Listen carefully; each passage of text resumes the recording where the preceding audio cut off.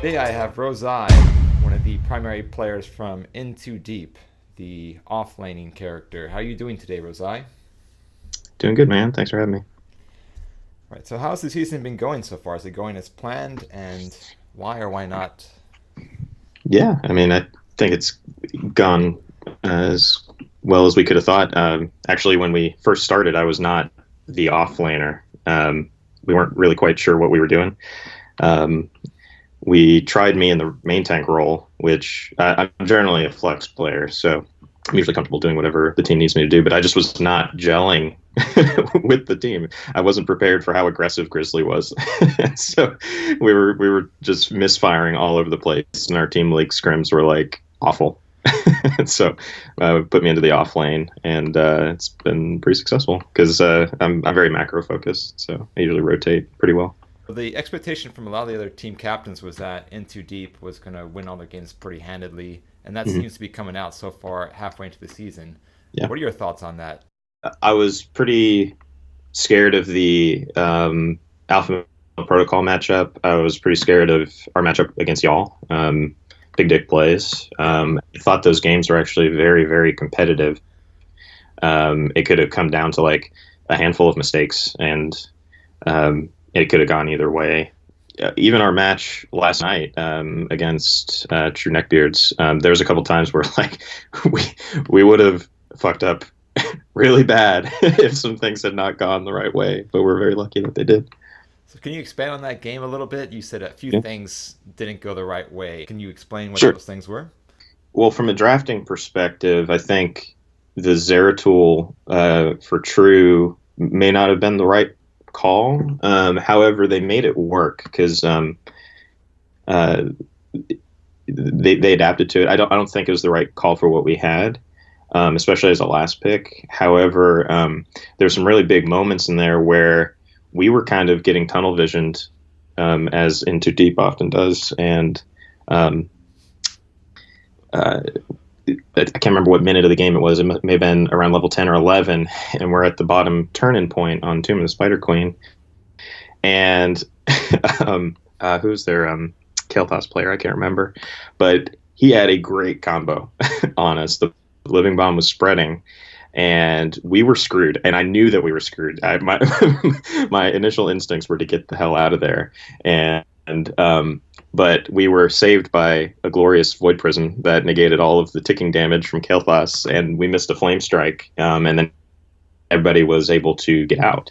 I think literally if no buttons were pressed, like we would have died there, but we were saved. And so then from there on, it was just a steamroll. Same thing kind of happened at the end of the game. We were all inning on the core with a bloodlust, and there was a great ape because we were once again all stacked up, and then Void Prison saved us. So it was just some like miscues and some timing errors. I think if they had just executed, or at least just you like called out what they were doing ahead of time. I'm going to press APOC. I'm going to press Void Prison. Like if they just said that, I bet those misfires wouldn't have happened. Right, so you're saying all of your wins and supposed dominance or appearance of dominance is partially due to the lack of synergy of the other teams. Yeah, a little bit. I mean, don't get me wrong. I mean, our team works very well together, and I think we finally found, especially after moving me into the off lane, like we found a synergy that wasn't there before. Because I've really never played with Grizzly and Blemsy that much, and now that I have spent time with them, um, me subbing in for Blemsy last night on main tank was actually like really great because now I kind of understand how the team works. Um, but yeah, there was just honestly, I think if some teams just kind of worked on their communication a little bit, there's no reason why we couldn't lose games in this second split here. Do you think some of the team captains kind of filled out a self-fulfilling prophecy saying that we're going to lose before the match and then kind of make mistakes That's what actually it felt. before that actually happens? That's what it felt like at the beginning of the season because we could see in the drafts that like some people weren't trying because like they just kind of decided beforehand that they were going to lose. And the thing, it's kind of frustrating because um, like I think a lot of people, at least on my end, thought that my rank was higher than it was, which I've flattered that I seem like I'm not a platinum player, but I've been platinum since this game began. And I've been diamond once, and that was like 2 years ago. And so like our actual MMR split, or our ranking split is one masters, one diamond, plat, gold, silver. So it's, I mean, everyone else has the same advantages. It's just a level of synergy between the actual human beings on the team that is making a difference, I think. So, what are your thoughts on some of the chatter from the team captains or other players saying that, well, it's not really our issue playing well. It's just your team is just so stacked MMR wise. Like, what's your response to that or opinion on that? I think that's just not a very good answer to a problem. Like, it, I always try to assume it's my fault that something went wrong. Yeah, I'm a music teacher, and I tell my students that, like, if the band sounds bad, like, you need to assume that you're the one that's out of tune, and you need to find the problem, and just assume it's yourself, and then the problems get solved a little bit better that way. They start listening and they start being empathetic to the other people on their team. And now I'm not saying that we don't blame each other on our own team, because we had a moment even last night where I snapped at Grizz, like, stop blaming me for problems. Like, we had our own little issue at the beginning of the Tomb game. Oh, really? Yeah, but we solved it. I said, let's not do this right now, and we're good. And that's the thing, is that teams need to understand that conflict isn't necessarily indicative of, like, not liking somebody or hating them, or just because you're bad at something doesn't mean you're not a good person.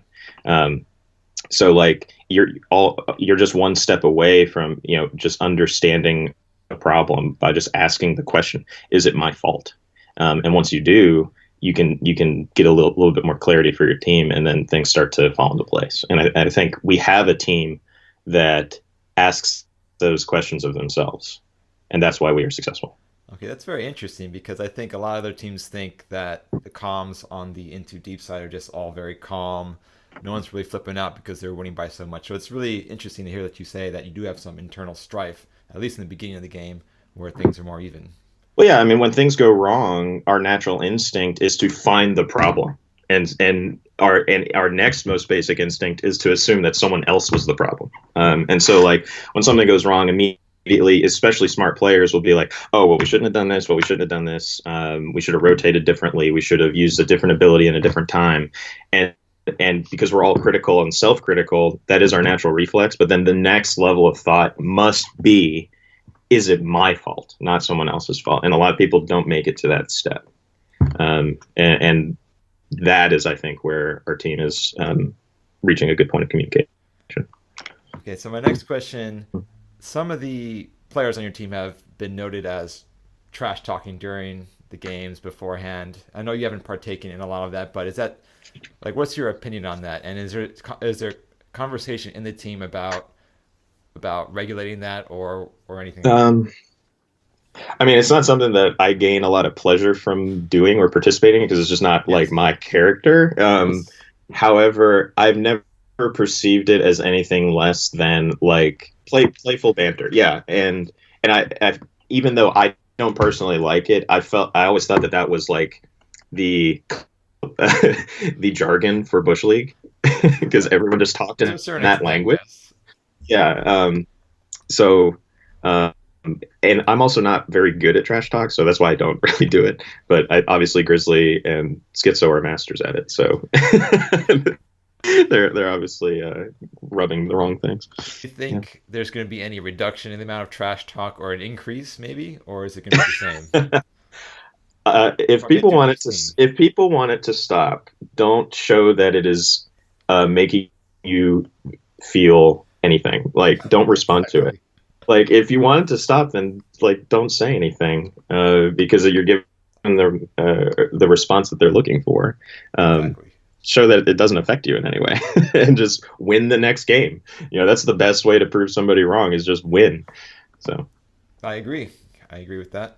My next question is, do you have any surprises left for the second half of the season? Schizo is starting to be a little bit more creative with our drafting. Kind of saw that a little bit last night. I'm just kind of going non-traditional, and that's exciting to me as someone who likes to study drafting and watch replays, because I think we're just gonna kind of throw things against the wall, see what sticks, and you know, be as default aggressive as we can.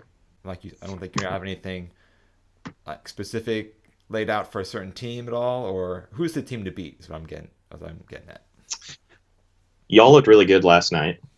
It seemed like y'all had a level of synergy that was missing in the early weeks, and it's starting to come together. So I think y'all are going to be pretty strong. Um, I think if Fringe learns how to stutter step a mercenary camp, then they will be in great shape. Betty White Otaku's surprised me constantly, and I'm excited to In a good way see or a bad way? in a good way, in a good way. I'm excited to see them going into the end of the season. I'll say this again: True Neckbeards looked really good last night, and I think if they just fix some small issues, then they'll be fine. Is there anything else that you would want to leave before this interview ends? And, I just say to people, talk about your drafts beforehand, and then make a plan and stick to it. Because while our team doesn't necessarily get to practice together a lot, because we're all in different time zones and different schedules. I'm a teacher. We got people who work on Sunday nights and stuff. Um, it doesn't take any time to just type something into a Discord channel. And so like we put out some ideas, we talk about it in Discord, and once we have a plan, we stick to it. And I, you know, executing a plan is pretty easy once you have it. So. All right. Well, thank you for your time, Rozai, and I wish you and the rest of the members of In Too Deep the best of luck on the second half of the regular season. All right. Thank you.